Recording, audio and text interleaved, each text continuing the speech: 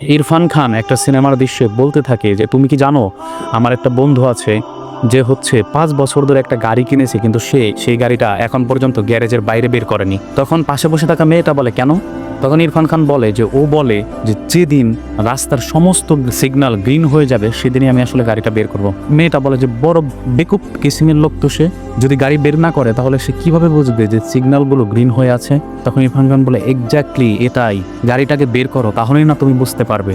আমরা আমাদের জীবনে অনেক কিছু আছে যেগুলো ভয় পেয়ে করি না, যে আচ্ছা এই কাজটা যদি আমার কমফোর্ট জোনের ভেতর আসে তাহলে আমি করব, কিংবা আমি যখন আমার কাছে যখন টাকা আসবে তখন আমি ব্যবসা শুরু করব। এই চিন্তা ভাবনা যতদিন আমরা করব ততদিন আসলে আমরা সাফল্যের দিকে যেতে পারবো না। আমরা ফিল্ডে নামলে বা মাঠে নামলেই না বুঝতে পারবো যে সত্যিকার অর্থে আমি কতটুকু সাফল্যের দিকে যেতে পারবো বা সফলতা অর্জন করতে পারবো। ইরফান খানের ওই সিনেমা থেকে শিক্ষা সেটা হচ্ছে যে এই জন্য আগে আমাদেরকে নামতে হবে, ফিল্ডে পৌঁছাতে হবে, তারপরে আমরা বুঝতে পারবো যে সাফল্য কত দূরে।